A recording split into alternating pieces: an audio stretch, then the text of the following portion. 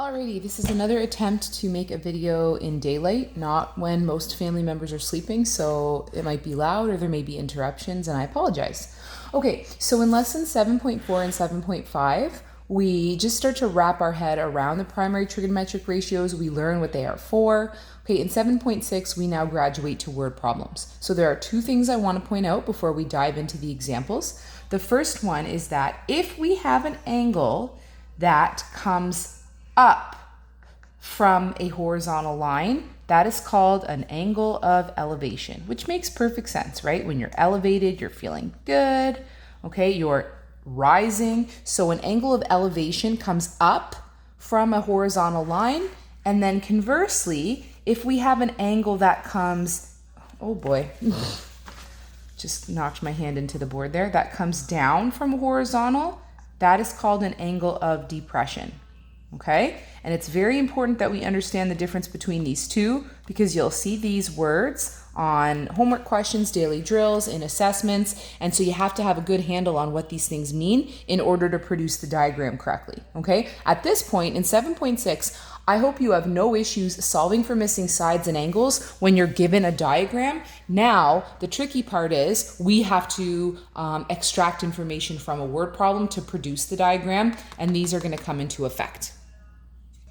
Okay, so the first question in 7.6 said, I'm just going to dive right into the examples, and if you don't have the note in front of you, that's fine, but if you're not really sure where this information is coming from, maybe have a look at the note once you're done the video. Mrs. Kerr climbed a tall tree and was too scared to climb back down. Okay, now look at this, folks. This is number one, tall tree.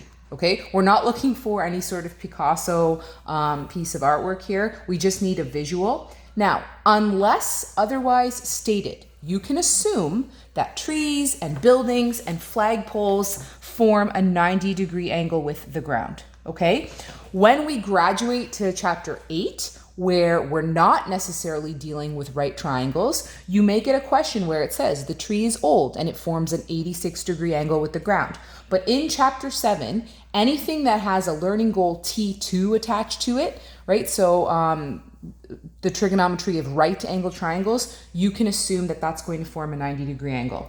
Will got a ladder that was 20 meters long to fetch her out. So generally, if someone's stuck in a tree, we lay that ladder on a diagonal. And this is where we just have to be careful because so often it says the ladder was 20 meters, kids will put the 20 meters here.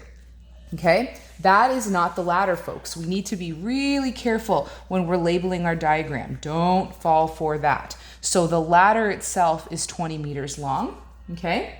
The angle of elevation of the ladder was 62. Okay, so here's the ladder, and there are two possible angles that could be 62, this one or this one. But it said the angle of elevation. Remember, an angle of elevation comes from a horizontal and moves up. So this is my 62-degree angle. Once you get to this point, oh, now we actually have to find the unknown, sorry. So now we have to figure out what are we solving for? Is it going to be this distance or this distance? And the question then says, how far was the bottom of the ladder from the tree? That's X, okay? Once you get to this point where you've labeled the diagram, we go back to all the skills we learned in 7.4 and 7.5, okay? So we first need to establish what is it that we have and what is it that we need. And I'm lying, that's not what we do first. What we do first is label our OHA. Sorry, I kind of got ahead of myself. So if this is the angle I'm working with, whoop, that would be my O or my opposite because it's a cross. Of course, this is my hypotenuse, that doesn't change. And then this guy left over is my adjacent. Once you label the OHA correctly, I feel like it makes your life so much easier. Now, what do we have? We have the hypotenuse. I have it labeled, it's 20. What do I need? Well, I need the adjacent because that is my unknown. So remember I said earlier at the top of every assessment, daily drill, quiz, homework page, everything, you should write SOHCAHTOA so you can refer to it. Which primary trigonometric ratio has hypotenuse and adjacent in it? The cosine, okay? So the cosine of sine, cosine, and tangent always have to be followed by an angle. So in this case, it's the cosine of 62 degrees is equal to the adjacent side, which is our unknown, over the hypotenuse, which is 20. And now, I love it, good old cross multiplication. x times 1 is x, and the cosine of 62 times 20, I don't know what that is. That's why I have a calculator. Also, folks, please make sure that you are not calculating this until the very end. We want to do all our calculations in one step at the end so that we don't round and compromise the accuracy of our answer. So this is going to look like the cos of 62 times 20, which is, if I round to the nearest hundredth, 9.39. In this example, we were given units, so I need to include them in my final answer.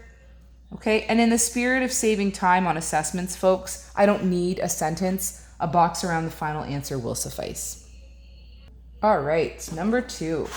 A building code states that a set of stairs cannot rise more than 72. Okay, so let's get my diagram going. Rise 72 centimeters for every 100 centimeters of run. Okay. How did I know to make a right angle triangle? Because it's unit 7, okay? What is the maximum angle? Okay, so let's finish this guy off. Here we go. What is the maximum angle at which the stairs can rise? Round to the nearest degree, okay? So here would be an angle of elevation, an angle of rise. So that's gonna be my reference angle, and I don't know what it is. This will dictate how I label my OHA. This guy is going to be my opposite. This guy is going to be my hypotenuse because he's across from the 90-degree angle. And this is my adjacent. I label in that order every time. OHA. Now I have to establish, what do I have and what do I need? Well, I have 2 pieces of information. I have the opposite and I have the adjacent. And I need an angle, which means, in my thought here, I'm going to be using one of the inverse operations, right? Inverses are used to find angles. So, I didn't write SOHCAHTOA on my page here. SOHCAHTOA. Which primary trigonometric ratio has opposite and adjacent in it? TOA, tan, right? So the tangent of, don't know. That's my unknown. So you can call it whatever you want. Just please, if you're using a letter, it has to be a capital letter. Capital letters denote angles, small case letters denote side lengths. You could use a Greek letter, so I could say the tangent of theta is equal to the opposite, which according to my diagram is 72, over the adjacent, which is 100. And now from here, folks, you can just take me right till the final answer. So on my calculator, I'm going to go 72 divided by 100 equals tangent inverse equals, that angle is 35.75 degrees. I know in the note it says round to the nearest degree, but I just want to get in the habit, and I feel like it's easier if we're consistent. Let's round everything to 2 decimal places. Okay? So we've done 2 examples. In both examples, we had to produce the diagram. In one of the examples, we had to solve for an unknown side. And in the second example, we had to solve for an unknown angle. Okay? Okay, example number 3. Cables stretch from the edge of a bridge to a 7.2 meter column on the bridge. The angles of elevation from each end of the bridge to the top of the column are 15 degrees and 19 degrees. What is the length of the bridge from point A to point B? So I think on an assessment, this diagram would probably be provided for you, okay? So they want us to find the length from A to B, and so I feel like the easiest way to approach this question is to kind of split it into 2 questions. So what I'm going to do first is just focus in on the left-hand side of my diagram, okay? And what I like to do sometimes is just, it takes all of 2 minutes, just 2 seconds more like it, just reproduce that diagram so that I can focus solely on it. So all I did was kind of pull this guy out. This is angle A, and I want to know the distance from angle A to this point right here. You could give it a name, you could leave it alone, it really doesn't matter. All right, so that is what I want to solve for. First, I'm going to call that X. Okay, let's go ahead and label our OHA. If this is the angle I'm working with, then this is the opposite. Of course, this is the hypotenuse because it's across from the right angle, and this guy is the adjacent. And now we have to establish what is it that we have and what is it that we need. Well, I have the opposite. I need the adjacent. Which primary trigonometric ratio has opposite and adjacent in it? Tangent, okay? The tangent of 15 degrees is equal to the opposite side, which is 7.2, over the adjacent side, which is x. And as I've said before, folks, these are the most commonly made mistakes when our unknown is in the denominator, okay? Because kids kind of rush, they get careless, and they don't show their work to avoid that crucial mistake. If I cross multiply here, I need x. X times the tangent of 15 is x times the tangent of 15. It's exactly that. And that equals 7.2 times 1, which is 7.2. I want to isolate the tangent. Oh my goodness. I want to isolate x, but x is being multiplied by the tangent of 15, which means I have to divide both sides by the tangent of 15. When I do that, those guys cancel, and this is exactly what I wanted. Okay, I want to get x by itself. So 7.2 divided by the tangent of 15 is 26.87. Okay? Now, this is a very commonly made mistake. A lot of times, 26.87. Kids will just say, well, then that must be 26.872. We're done. Okay? Just double it. That is not true because this is not an equilateral, this is not an isosceles triangle.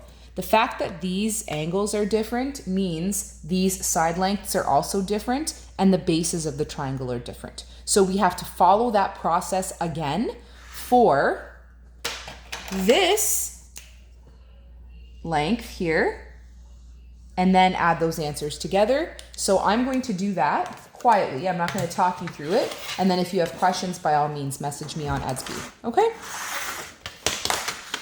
So, oopsie. I'm going this way.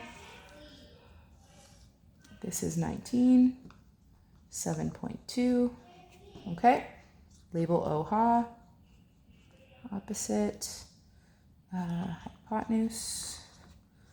Adjacent, and I want to solve for this. This is my unknown, x. Okay, so you guys know I have issues when it looks sloppy. All right, there we go. I need the adjacent. I have the opposite. I'll be using tangent again. So the tangent of 19 degrees is equal to 7.2 over x. So x times the tangent of 19 degrees is equal to 7.2. I'm going to divide both sides by the tangent of 19 degrees. And folks, again, the reason I'm going through this so quickly is because I just did an example nearly identical. We're going through that same process with different numbers now. 7.2 divided by the tangent of 19, 20.91. Okay, and so therefore the distance, let's save that answer.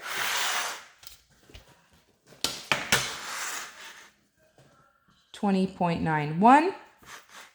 If I wanted the total, I have to add that 20.91 to my answer from the left-hand side. And what does that work out to be? Let's mix it up with purple. 47.78. 47.78 meters. Okay? Again, I don't need sentences. Just put your final answer in a box and make sure you include the units, please.